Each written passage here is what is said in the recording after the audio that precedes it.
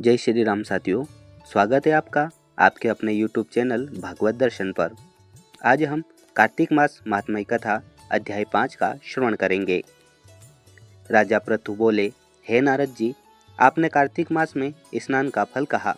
अब अन्य मासों में विधि पूर्वक स्नान करने की विधि, नियम और उद्यापन की विधि भी बतलाइए।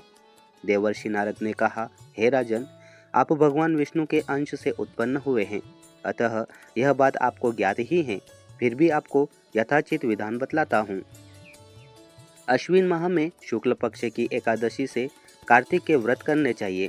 ब्रह्म मुहूर्त में उठकर जल का पात्र लेकर गांव से बाहर पूर्व अथवा उत्तर दिशा में जाना चाहिए।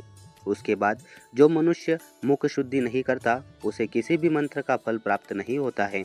अतः दांत और जीभ को पूर्ण रूप से शुद्ध करना चाहिए और निम्न मंत्र का उच्चारण करते हुए दातुन तोड़नी चाहिए। हे वनस्पति, आप मुझे आयु, कृति, तेज, प्रज्ञा, पशु, संपत्ति, महाज्ञान, बुद्धि और विद्या प्रदान करो। इस प्रकार उच्चारण करके वृक्ष से 12 अंगुल की दातुन ले। दूध वाले वृक्षों से दातुन नहीं लेनी चाहिए। इसी प्रकार कपास, कांटेदार वृक्ष तथा जले हुए वृक्ष से भी दातुन लेना मना है।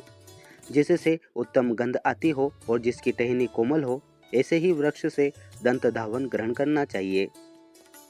प्रतिपदा, अमावस्या, नवमी, छठी, रविवार को चंद्र तथा सूर्य ग्रहण में दातुन नहीं करनी चाहिए। तत्पश्चात भली भांति स्नान करके फूलमाला, चंदन और पान आदि पूजा की सामग्री लेकर प्रसन्नचित और भक्तिपूर्वक शिवालय में जाकर सभी देवी देवताओं की अर्घ्य, आचमनी आदि वस्तुओं से अलग अलग पूजा करके प्रार्थना और प्रणाम करना चाहिए। फिर भक्तों के स्वर में स्वर मिलाकर श्री हरि का कीर्तन करना चाहिए। मंदिर में जो गायक भगवान श्री हरि का कीर्तन करने आए हो, उनका माला, चंदन, तांबुल आदि से पूजन करना चाहिए, क्योंकि देवालयों में भगवान विष्णु को अपनी तपस्या, योग और दान द्वारा प्रसन्न करते थे, परंतु कलयुग में भगवत गुणगान को ही भगवान श्री हरि को प्रसन्न करने का एकमात्र साधन माना गया है। नारद जी राजा पृथु से बोले, हे राजन, एक बार मैंने भगवान से पूछा कि हे प्रभु, आप सबसे अधिक कहाँ निवास करते हैं? इसका उत्तर देते हुए भगवान ने कहा, हे नारद, मैं वैकुंठ या योगियों के हृदय में ही निवास नहीं करता, अपितु जहाँ मेरे भक्त मेरा कीर्तन करते हैं, मैं वहाँ अवश्य निवास करता हूँ। जो मनुष्य चंदन माला आदि से मेरे भक्तों का पूजन करते हैं, उनसे मेरी ऐसी प्रीति होती है जैसी कि मेरे पूजन से भी नहीं हो सकती। नारद जी ने फिर कहा, शीरीष, धतूरा, गिरजा, चमेली, केसर, कंदार और कटहल के फूलों और चावलों से भगवान विष्णु की पूजा नहीं करनी चाहिए। अड़हल, कंद, गिरीश, जुहू, मालती और केवड़ा के पुष्पों से भगवान शंकर की पूजा नहीं करनी चाहिए। जिन देवताओं की पूजा में जो फूल निर्दिष्ट हैं, उन्हीं से उनका पूजन करना चाहिए।